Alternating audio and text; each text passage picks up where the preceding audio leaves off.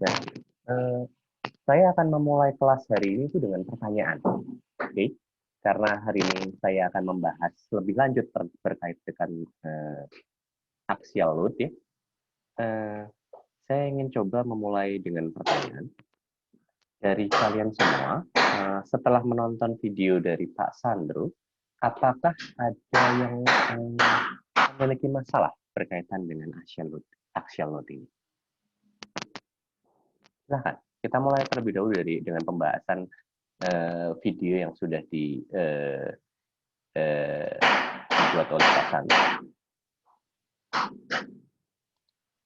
Halo? Saya ingin coba. Siapa ini? Aldian, Muhammad Aldian. Gimana? Saya masih bingung kalau misalnya bentuk batangnya itu dia fungsi gitu Pak. Maksudnya kayak berubah, tapi berubahnya bukan berubah tiba-tiba langsung menjadi kecil, tapi yang secara konstan gitu berubahnya. Ini kamu mencoba menanyakan PR yang diberikan Pak Bambang ya? Tapi saya udah nyoba, tapi saya nggak dapet gitu Pak soalnya. Oke. Ya, nanti saya akan coba bantu berikan hints lah ya ceritanya. Oke. Selain itu ada lagi yang bermasalah? Silahkan.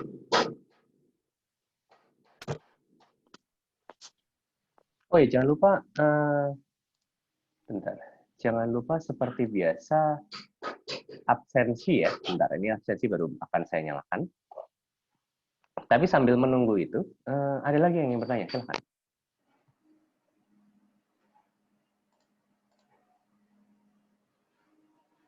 Paling saya mau nanya satu lagi, tapi berhubungan sama PR juga.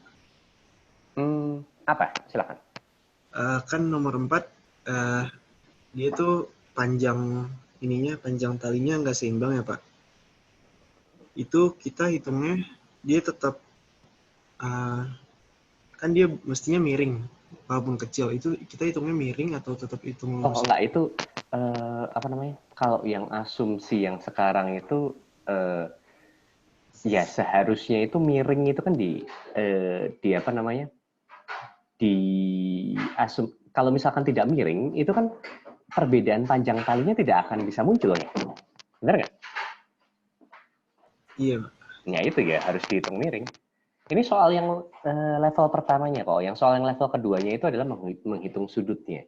Tetapi saya tidak akan berikan itu ke kalian, tetapi ini lebih ke arah yang panjangnya terlebih dahulu.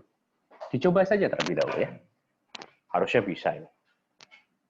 Anak ITB pasti bisa. Jadi ini Pak, maaf nambahin dikit lagi. Saya ngebandingin sama yang kemarin apa namanya? Ada yang strain. Itu dia nganggapnya batangnya malah manjang Pak, bukan. Tapi talinya tetap lurus, tetap tegak lurus dari sumbernya gitu. Oh ya, itu tergantung dari asumsi yang kita bisa berikan. Kalau misalkan apa namanya, perubahan sudutnya itu kecil dan bisa diabaikan, mungkin bisa diabaikan seperti itu.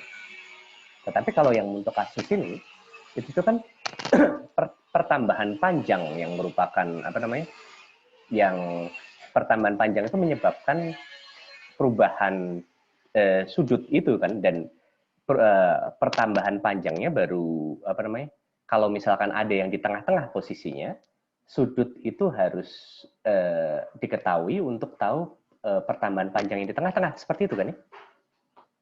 Bener nggak? Ya. Iya Pak. Jadi ya suka tidak suka ya harus tidak boleh diabaikan kalau yang ini, karena ini aksialnya yang dihitung adalah di bagian kabelnya itu sendiri, jadi kita tidak boleh mengabaikan seperti itu. Jadi tali yang lebih panjang nggak tegak lurus dari ininya Pak, penampangnya. Tali yang panjang tegak lurus dari penampang, itu penampang mananya nih? Penampang tuh atapnya gitu. Oh, Kan? kalau yang atapnya, yang bagian itu kan bisa diasumsikan. Nah, agar mungkin biar kalian tidak terlalu susah, itu jadi kayak seharusnya itu kan, seharusnya kalau yang logika paling betulnya adalah di sisi atas, di sisi atap, itu harusnya agak sedikit miring, maksud kamu gitu kan ya? Iya Pak. Oh, kalau yang itu silahkan kalian asumsikan. Oke Pak, terima kasih. Jadi yang ya anggapannya adalah lurus-lurus semua lah perpanjangannya gitu. Kalau misalkan enggak, mungkin akan terlalu susah itu. Oke? Oke, Pak. Ada lagi yang ingin bertanya sebelum saya mulai kuliahnya? Mau, Pak? Ya, silakan. Itu mengasumsikan bakal diabaikan itu gimana ya, Pak, batasannya? Maksudnya di kondisi apa kita boleh mengabaikan sudut gitu? Jadi begini, kalau misalkan efeknya, kita tahu bahwa efeknya itu kecil, kita bisa abaikan. Jadi untuk kasus yang tadi, ya, untuk kasus yang barusan saya bicarakan, itu kita bisa memperkirakan sense of engineering. Jadi ini bagian itu jadi kayak ada bagian sense of engineering-nya ya. Jadi jika efeknya itu kita perkirakan kecil, oke, kalau bahasa Inggrisnya itu negligible, kita bisa abaikan itu. Seperti itu. Jadi kayak yang seperti tadi, pergeseran kabel secara horizontal, kan ini lebih ke arah apa namanya, pergeseran kabel secara horizontal di sisi bawah itu kita asumsikan kecil apabila dibandingkan dengan pergeseran dengan apa, deformasi kabel secara vertikal lurus ke bawah, seperti itu. Kebayangkan ya? Oh, siap Pak. Berarti untuk menghitung apa namanya gaya-gayanya kita anggap lurus seperti itu aja. Betul sekali, anggap lurus semua. Betul. Oh, oke Pak. Ya, jadi itu termasuk permasalahan yang saya hadapi juga pada saya seumuran kalian, karena memangnya itu di awal-awal itu kan karena kita sense of engineering-nya itu masih berusaha untuk apa namanya masih meraba-raba ya bagian itu. Memang kalau berdasarkan logika sebenarnya itu akan ada pergeseran secara horizontal, tetapi setelah kita lihat lagi secara lebih mendalam itu pergeseran secara horizontalnya bisa diabaikan untuk kasus ini. Gitu. Oke. Ya, jangan lupa seperti biasa absensi mandiri ya. Ini sudah 67 orang, sudah full ya. Lalu saya coba review tentang apa yang kemarin sudah diajarkan oleh Pak Sandro. Karena tadi ada salah satu pertanyaan yang menanyakan tentang PR nomor 1 Pak Bambang. Sebentar, ini sebelum saya mereview, di antara kalian semua yang sudah bisa mengerjakan PR nomor 1 dari Pak Bambang siapa ya? Ada yang sudah bisa? Harusnya saya, sudah Pak. ada. Hah? Saya itu siapa nih? Victorio, Pak. Oke, ya, bagus. Nah, mungkin kasusnya tidak terlalu banyak ya yang bisa mengerjakan PR nomor 1. Jadi sebenarnya urut-urutannya kita agak terbalik gitu. Nah, kalau kalian ingin urut-urutannya benar, coba kalian kerjakan terlebih dahulu soal nomor 2, 3, 4, dan 5. Baru kemudian kalian mengangkat ke soal nomor 1. Karena di antara semua tersebut, yang paling sulit adalah soal nomor 1. Oke, nah, saya akan coba jelaskan lebih lanjut berkaitan dengan soal nomor 1, bukan soal nomor 1 ya, berkaitan dengan apa yang sudah dijelaskan oleh Pak Sandro ya. Oke, saya coba review ulang terlebih dahulu. Nah, saya harap nanti pada saat saya mereview tersebut, itu menjawab pertanyaan kalian. Oke. Ini saya coba bahas terlebih dahulu bagian yang ini terlebih dahulu ya. Ini adalah presentasi pertama dari Pak Sandro. Oke, bisa dilihat di sini ya. Sharing screen saya sudah terlihat ya? Pak.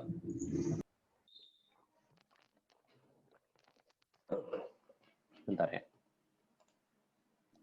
Sudah Pak, di saya. Oke, sip. Oh, ini ada videonya. Wah, nggak bisa berarti ya. Saya coret-coret langsung di sini saja ya. Oke, jadi ini kasus-kasus yang kita bahas dalam video oleh Pak Sandro itu adalah kasus akibat beban aksial.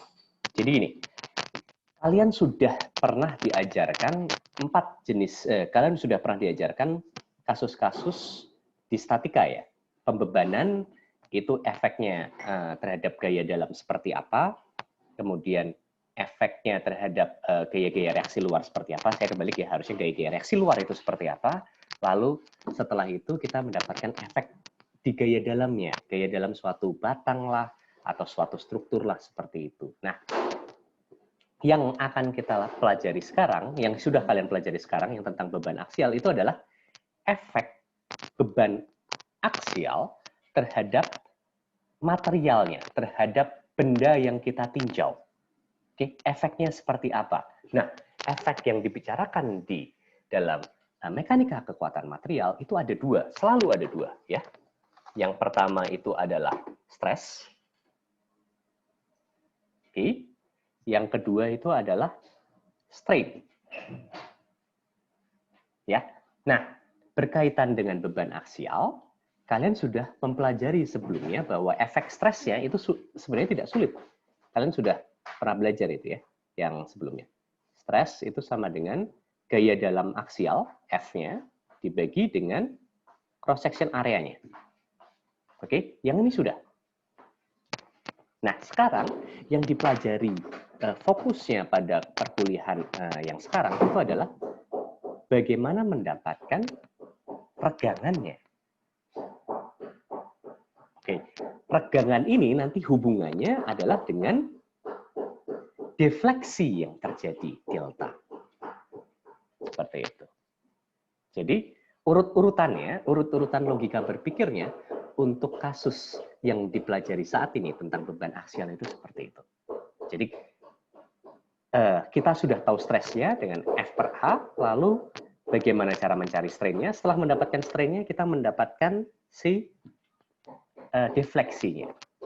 Ya, seperti itu. Nah, sebelumnya dijelaskan juga terlebih dahulu oleh Pak Sandro tentang limitasinya.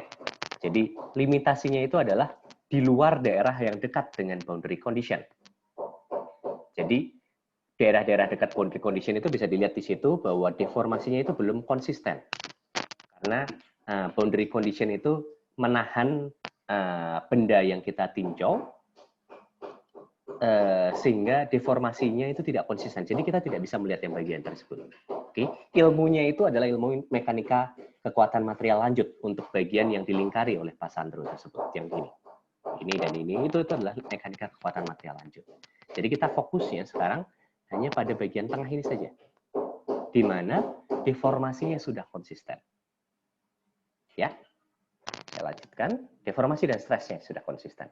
Nah, penurunan rumusan ini ada yang bermasalah atau tidak?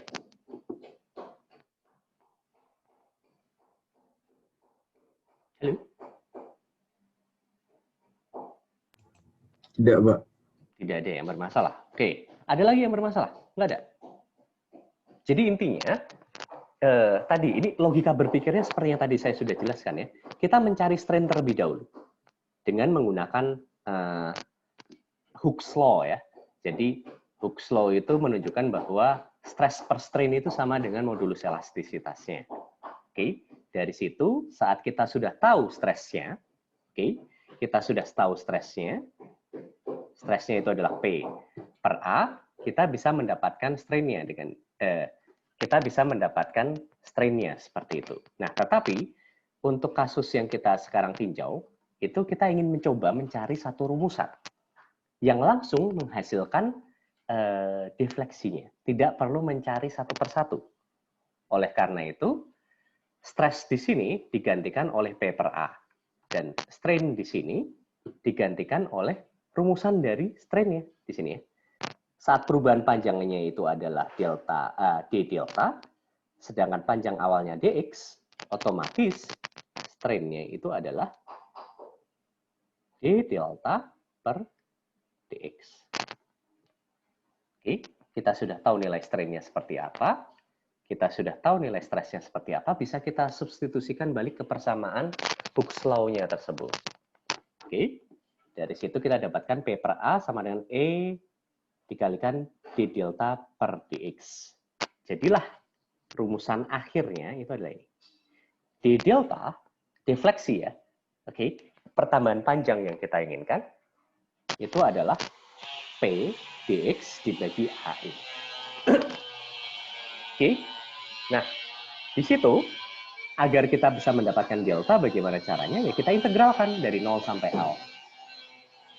Nah, Kalau kalian paham dengan integral ini, ini menjawab pertanyaan dari salah satu mahasiswa di kelas ini ya, berkaitan dengan tadi soal nomor 1 dari Pak Bambang. Kalau kalian paham dengan jelas tentang integral ini, seharusnya PR nomor 1 itu tidak ada masalah. Oke? Ini kelihatannya asumsi saya sebagian besar dari kalian masih bermasalah dengan integral ini.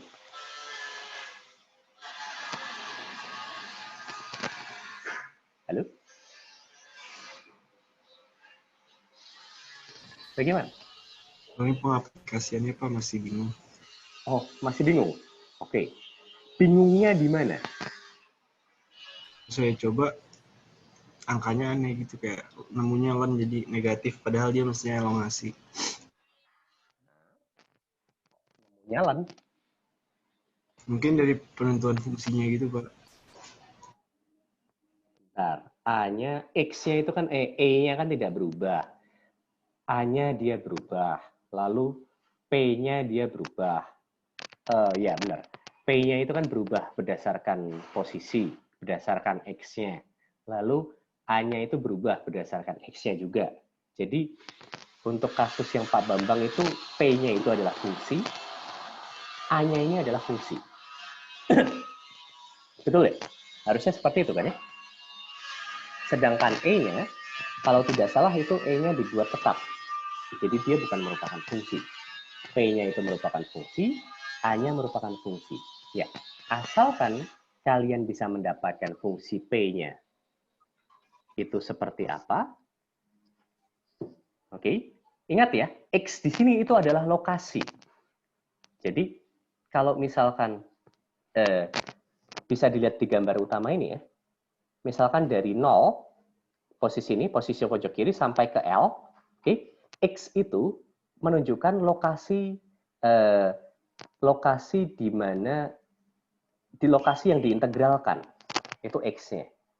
Jadi, semua fungsi-fungsinya, baik itu fungsi P maupun fungsi A, atau kalau ada fungsi E, oke, itu harus dalam X. Seperti itu. Nah, kalau menurut saya sih, kemungkinan besar permasalahan yang kalian hadapi untuk soal ini, soal dari Pak Bambang itu, bukan ke arah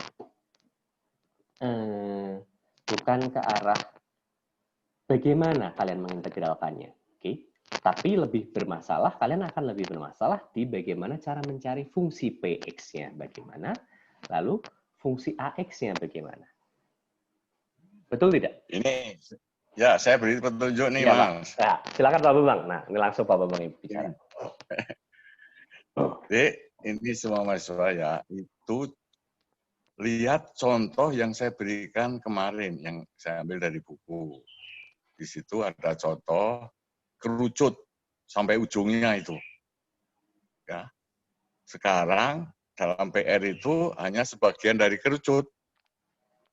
Jadi Anda lihat P itu gaya normal itu pada posisi X di gambar Anda nanti seperti contoh ke arah ke atas itu pada posisi Y misalnya. Nah, Anda lihat di situ ada satu volume di bawahnya itu Anda hitung beratnya karena ada massa jenis jadi ada berat. Disitulah gaya normal pada posisi X. Kemudian Anda lihat jari-jari lingkaran pada posisi Y itu. Anda mesti lihat itu segitiga dah. Lihat anunya itu, potongan memanjangnya itu. Nanti kan Anda bisa lihat kalau di bawah itu diameternya D, pada posisi Y itu diameternya berapa itu. Sedangkan pada posisi paling tinggi L itu 2D. Ya, jadi Anda dengan geometri lah cari apa namanya jari-jari pada posisi tertentu Y itu. Ya itu contohnya ikuti seperti contoh yang saya berikan yang saya ambil dari buku itu kerucut sampai puncaknya itu. Ya, Anda coba dah. Anda usahakan. Ya, begitu Pak Satrio. Ya, terima kasih banyak Pak Bambang. Jadi begini, karena ini PR, oke, agak tidak fair juga kalau misalkan saya dan Pak Bambang memberikan jawabannya sekarang. Jadi gini, ya, kalian berusahalah semaksimal mungkin untuk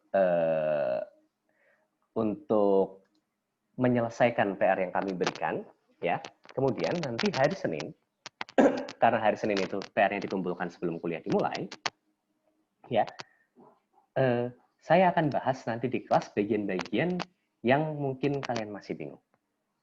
Oke, karena hari Senin itu kita masih membahas tentang gaya aksial, walaupun akan ada bahan baru di situ. Oke, akan ada video baru di situ dari kalau berdasarkan informasi yang saya dapat di sini, videonya nanti masih dari Pak Sandro. Videonya masih nanti dari Pak Sandro. Tetapi nanti akan ada video baru di situ. Silahkan kalian tonton. Kita akan menyelesaikan bahan tersebut, tetapi juga saya akan berusaha untuk menjawab kebingungan kalian dari materi sebelumnya, dari PR sebelumnya. Begitu. Oke ya? Fair kan ya? Ya, kalau gitu saya coba lanjutkan dengan bagian kedua ya dari Pak Sandro.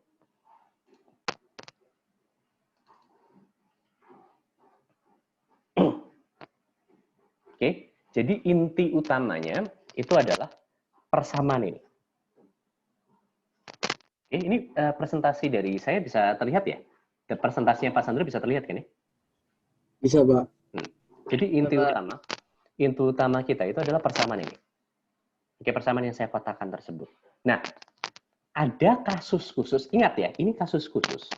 Apabila P-nya itu konstan, A-nya itu konstan, oke, E-nya itu konstan. Oke, kasus khusus di mana sepanjang X sama dengan 0, dari X sama dengan 0, sampai X sama dengan L, oke, P, A, dan E itu konstan. Apabila P, A, dan E tersebut konstan, otomatis integral kita tersisa hanya integral yang berisi konstanta saja, di mana P-nya bisa kita keluarkan karena dia konstan, A-nya bisa kita keluarkan, E-nya bisa kita keluarkan, integralnya tersisa hanya seperti ini saja. Oke.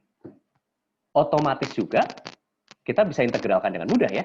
Jadi langsung PL per AE. Tapi ingat bahwa rumusan ini, PL per AE ini, itu adalah rumusan khusus. Yang hanya menghandle apabila dalam satu ruas panjang L, ya, dalam satu ruas, ya, seperti ini, gaya dalam aksial yang terjadi itu konstan, lalu luas area cross-section-nya itu konstan, sepanjang L, ya, lalu modulus elastisitasnya juga konstan. Jadi ingat, rumusan ini hanya rumusan khusus untuk kasus tersebut.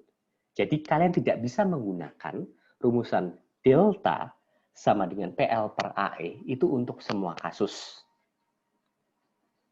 Oke, sampai di sini apakah jelas? Jelas, Pak. Ya. Oke, saya lanjutkan kalau gitu.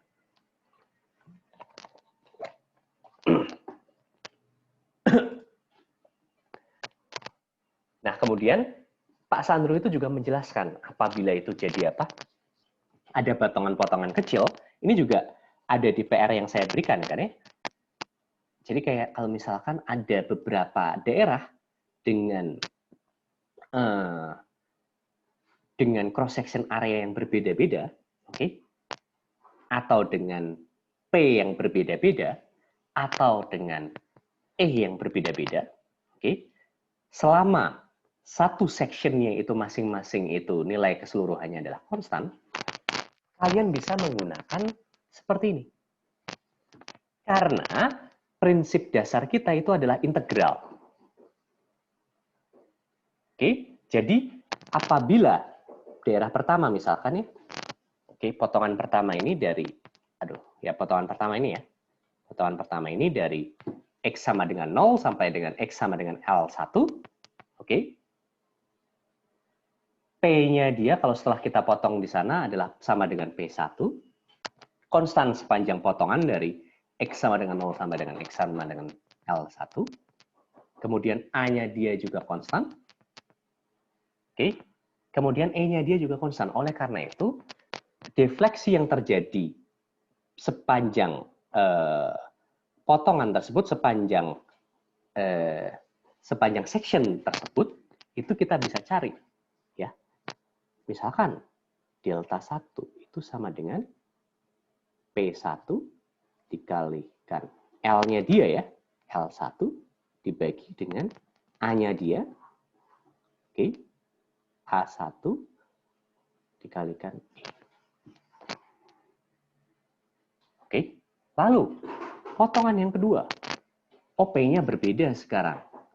Kalau setelah kita lihat di situ, potongan tersebut, kalau kita bisa lihat gaya-gaya yang terjadinya, itu ada P1 ke kiri. Lalu ada P2 ke kanan. Oke, gaya aksial reaksi yang ada di sini nilainya berapa? Ya kalau dalam kasus ini jadi gaya aksialnya adalah P1 dikurangi P2. Gitu. Oke, kalau kayak gitu kita bisa tuliskan. Delta 2 di situ adalah P1 dikurangi P2 dikalikan panjangnya sectionnya dia, L2, dibagi dengan A-nya dia, masih A1 ya, karena sama dengan section sebelumnya, oke, dikalikan dengan E. Itu section kedua, perpanjangan dari section kedua. Nah, delta 1 itu menghitung perpanjangan dari titik ini, defleksi dari titik tersebut ke titik ini. Oke, sedangkan delta 2 itu menghitung dari titik ini ya, sampai ke titik ini. Defleksi yang terjadi di situ, di section tersebut. Oke, lalu defleksi 3, delta 3, itu menghitung dari sini sampai sini. Defleksi yang terjadi pada section tersebut. Delta 4, mohon maaf. Delta 4 menghitung di sini, section terakhir. Nah, kalau misalkan yang ditanyakan itu adalah defleksi keseluruhan, oke, kita bisa tinggal melakukan penjumlahan. Misalkan kalau yang ditanyakan adalah defleksi dari titik ujung kiri sampai ujung kanan, itu totalnya berapa defleksinya, ya kita bisa tinggal jumlahkan sesuai dengan rumusan yang ditunjukkan oleh Pak Sandro tersebut. Jadi, delta total itu adalah delta 1 ditambah delta 2 ditambah delta 3 ditambah delta 4. Ingat ya, satu hal lagi, masing-masing section di sini, nilai P, nilai L, dan nilai A-nya, nilai P, nilai A, dan nilai E-nya konstan untuk masing-masing section. Oke, tidak perlu sama untuk section 1, 2, 3, 4 itu tidak perlu sama semua, tetapi untuk masing-masing section, jadi untuk section pertama, P, L, dan P, A, dan E-nya itu harus konstan. Di sini, P, A, dan E-nya harus konstan. Di sini P, A, dan E-nya harus konstan. Di sini P, A, dan E-nya harus konstan. Kita hanya bisa menggunakan rumusan ini apabila masing-masing section P, A, dan E-nya konstan. Sampai di sini ada pertanyaan, silahkan.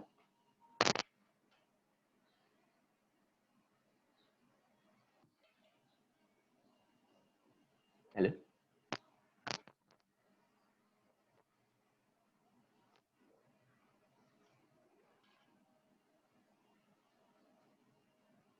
Ini biar ada feedback ya. Saya coba tanya. Pak, izin bertanya, Pak. Silakan, Rahmat Nur Alam Syah. Berarti untuk yang delta 3 itu A-nya yang mana, Pak? Nah, menurut kamu A-nya yang mana?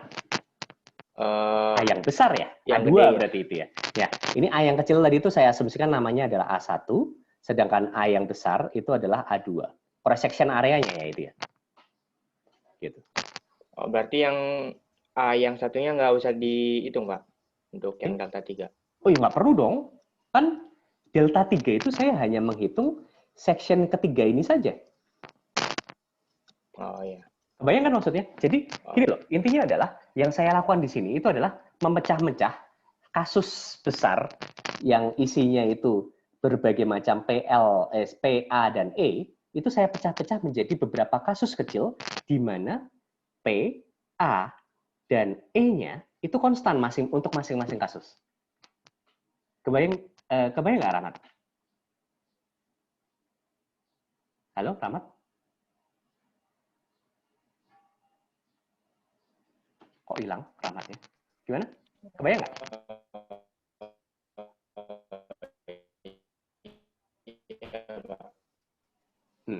Ini putus-putus tadi suara kamu. Coba intinya seperti itu ya. PA dan E-nya itu harus konstan untuk masing-masing section. Jadi kita hitung satu persatu untuk masing-masing section. Section pertama, PA dan E-nya itu konstan, P-nya itu P1, A-nya A1, E-nya ya E saja ya, karena E-nya semua konstan. Di mana A1 itu adalah cross section yang kecil, A2 itu adalah cross section yang besar. Oke. Untuk yang Ya, delta... begini, saya bisa tambahkan sedikit ya, Mas ya. Jadi itu kan bentuk integral itu persamaan satu di gambar itu ya. Anda mahasiswa semua tentu sudah belajar matematik kalkulus itu. Itu delta itu katakanlah integral 0 sampai S dari suatu fungsi X dx. Nah, fungsi X-nya itu discontinue itu. Ya, ada discontinue. P-nya itu kalau Anda gambar discontinue itu, P per A. Nah, untuk kasus mengintegrasikan discontinue itu kan integralnya dipotong-potong. Ya betul, dipisah-pisah. Bisa, di mana dia continue, berhenti. Habis itu mulai, berhenti lagi ya, gitu loh. Betul. Itu ceritanya kan seperti itu. Ya. Jadi ada satu region itu, P per A-nya konstan, sekian. Ya, P-nya sekian, A-nya sekian. Kemudian pindah, P per A, P konstan, A konstan yang lain. Itu integralnya Anda masukkan angka fungsi X-nya itu. X dari mana sampai mana. Jadi itu menghitung integral fungsi yang discontinue. Ya begitu dah. Nanti Anda lihat kalkulusnya ya. Terima kasih banyak Pak Bambang. Nah ini melanjutkan dari Pak Bambang. Jadi sebenarnya yang tadi saya lakukan itu adalah memecahkan integral yang di persamaan nomor 1 itu menjadi seperti ini. Menjadi dari 0 sampai L1 P fungsi X dx per A fungsi X E. Ya, karena E-nya konstan. Ditambahkan dengan integral dari L1 sampai L1 plus L2. P fungsi X, ini saya besarkan ya, biar kalian kelihatan. P fungsi X dx per AX E. Ditambahkan integral dari L1 plus L2 sampai L1 plus L2 plus L3. P fungsi X dx E. Yang terakhir, harusnya kalian juga sudah tahu dari L1 plus L2 plus L3 sampai L1 plus L2 plus L3 plus L4. Px dx dibagi A fungsi X E. Seperti itu. Ya, ini masing-masing section. Nah, karena masing-masing section tersebut P-nya konstan, A-nya konstan, itu bisa kita ganti menjadi seperti ini untuk section pertama. Untuk section kedua, P-nya konstan, A-nya konstan, bisa kita ganti jadi seperti ini. Oke, untuk section ketiga harus dihitung. Di situ potongannya seperti apa?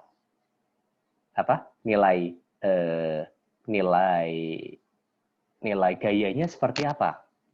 Kelihatannya tidak ada perubahan nilai gaya di situ ya. Masih P1 dikurangi P2. Oke, dikalikan panjang sectionnya dia adalah L3.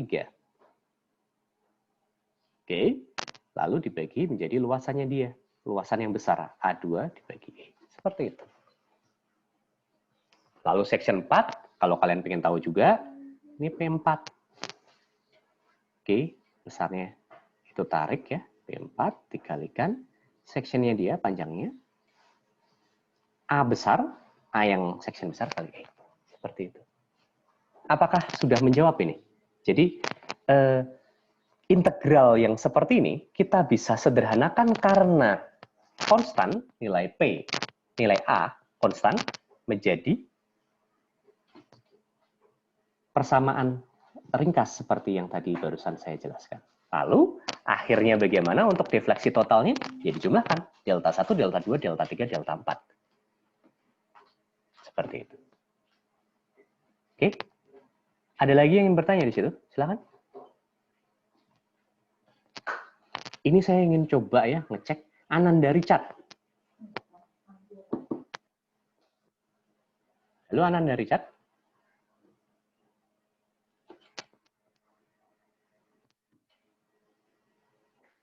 Wah, hilang kemana nih anak ini? Halo, Ananda Richard.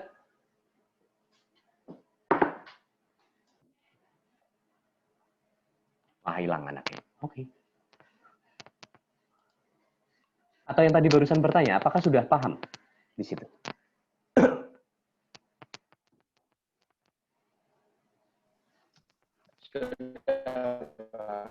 Oke, sip. Kita coba lanjutkan ya berarti. Jadi sebenarnya yang sudah diberikan oleh Pak Sandro itu yang kasus-kasus yang cukup sederhana ya. Jadi, dan ingat ini satu hal yang kalian perlu tahu adalah masalah konvensi. Intinya adalah saat nilai axial force-nya itu positif, itu artinya axial force-nya itu arah tarik, dia akan memanjang. Oke, seperti ini dan seperti ini itu adalah arah positif. Oke, tetapi apabila dia arahnya itu kan, itu nilai axial force-nya itu harusnya negatif karena dia akan memendek. Seperti itu. Oke, ini masalah perjanjian tanda saja. Oke, kemarin Pak Sandro juga sudah memberikan beberapa contoh kasus. Ini contoh kasusnya mirip-mirip dengan yang tadi saya sudah bahas. Dan karena Pak Sandro sudah membahas, harusnya itu cukup mudah ya. Yang pertama kalian harusnya selesaikan itu adalah diagram gaya aksial dalamnya terlebih dahulu. Setelah kalian dapat diagram aksial dalamnya, baru kalian hitung delta untuk masing-masing section. Jadi, misalkan diagram aksial dalamnya sudah dapat, oke, selanjutnya yang perlu kalian lakukan adalah coba hitung delta untuk section pertama, section kedua, dan section ketiga. Oke, kemudian coba lihat di situ pertanyaannya apa. Oke, displacement of NA. Berarti artinya adalah defleksi totalnya ya, karena titik A ini tergantung dari defleksi di titik B dan juga C. Jadi defleksi totalnya. Jadi defleksi total itu menghasilkan defleksi di A. Sedangkan yang pertanyaan berikutnya adalah defleksi displacement antara relatif displacement antara B dan C. Kalau ini kalian tinggal menghitung section kedua saja. Delta C, delta BC. Delta BC itu sama dengan delta dari section kedua. Oke, sedangkan delta titik A terhadap D dalam hal ini ya, itu akan sama dengan delta 1 ditambah delta 2 ditambah delta 3. Seperti ini. Oke, ini harusnya yang bagian ini akan ini cukup mudah, tidak terlalu sulit ya. Lalu bentar. Saya coba yang terakhir itu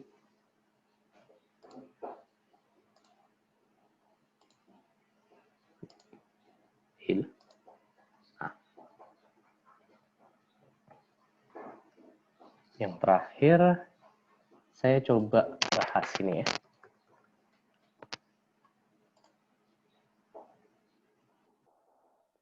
Yang kemarin sudah dibahas Pak Sandro di dalam salah satu soal itu termasuk kasus di mana yang harus diselesaikan dengan integral. Ini apakah bisa dilihat? Soal yang terakhir kemarin dibahas oleh Pak Sandro ini. Halo? Bisa, Pak. Bisa ya? Ya, Pak. Terlihat, Pak. Nah, jadi dalam kasus yang sudah dibahas oleh Pak Sandro bisa dilihat di situ bahwa gaya yang terjadi itu bukan gaya terpusat, tetapi gaya yang terdistribusi merata. Oke, gaya yang terdistribusi merata dan gaya yang terdistribusi merata itu besarnya adalah 30 kN per meter. Nah, yang sekarang kita ingin tahu itu adalah displacement pada titik A ini. Oke, displacement pada titik A itu bagaimana caranya? Oke, kalau gayanya terpusat akan sangat mudah sekali. Tetapi kalau gayanya terdistribusi merata, oke, ini seperti yang tadi Pak Bambang sempat bilang, itu ada dua kasus yang biasanya terjadi pada kita. Yang pertama itu adalah saat P atau A atau E-nya itu memiliki persamaan continuous. Oke? Itu yang pertama, kasus yang pertama. Sedangkan yang kasus yang kedua itu adalah apabila P, A dan E-nya itu tidak continuous. Jadi seperti seperti yang kasus-kasus tadi yang nilainya berubah tiba-tiba. Nah, untuk kasus kedua itu biasanya lebih gampang karena kita bisa menyelesaikannya dengan cara seperti ini. Oke, delta itu sama dengan sigma PL per AE. Itu jauh lebih mudah. Nah, tetapi kalau kasusnya itu adalah kasus yang kedua, kasus yang pertama ini, saat nilai P, nilai A, dan nilai E-nya, atau salah satu di antara ketiganya, atau salah dua di antara ketiganya, itu nilainya continuous dan memiliki fungsi terhadap X. Oke? Nah, untuk kasus seperti ini, suka tidak suka, kita harus menyelesaikannya dengan menggunakan integral. Seperti persamaan pertama kita ini. Delta sama dengan integral dari 0 sampai L, Px dx dibagi Ax EX. Seperti itu. Nah, ini pertanyaan saya, bagi yang sudah menonton atau belum menonton ya, untuk kasus yang saya bahas sekarang ini,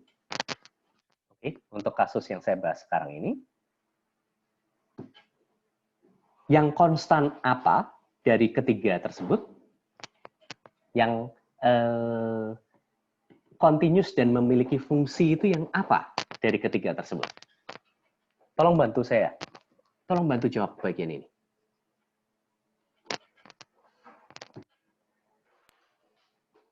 Yang konstan modulus Young-nya, Pak.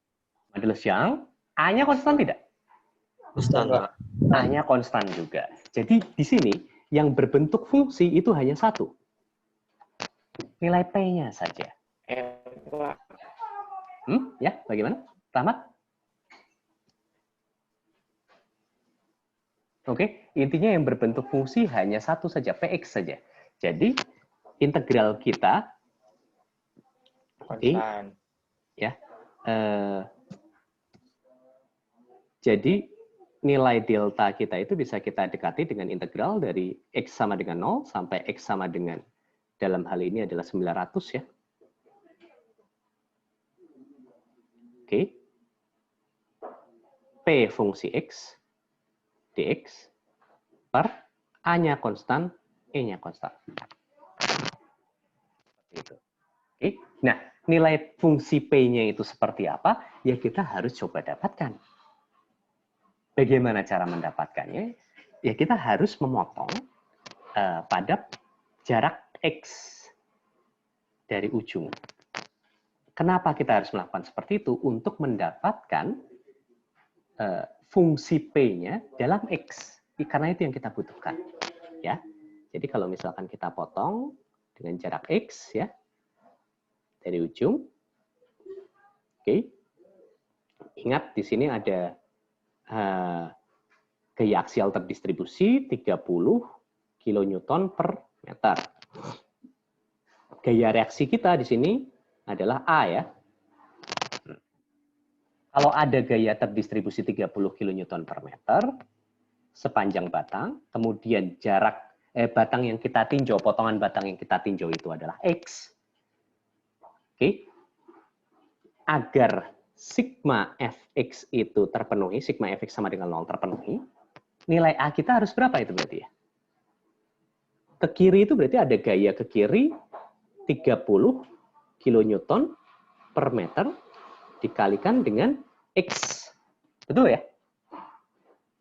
Lalu ada juga gaya ke kanan, besarnya di situ adalah A sama dengan 0. Oleh karena itu, nilai A kita, fungsi A kita, oke, dalam hal ini fungsi P, sorry. Biar kalian nggak bingung, ini harusnya jangan A ya, tapi P. Oke.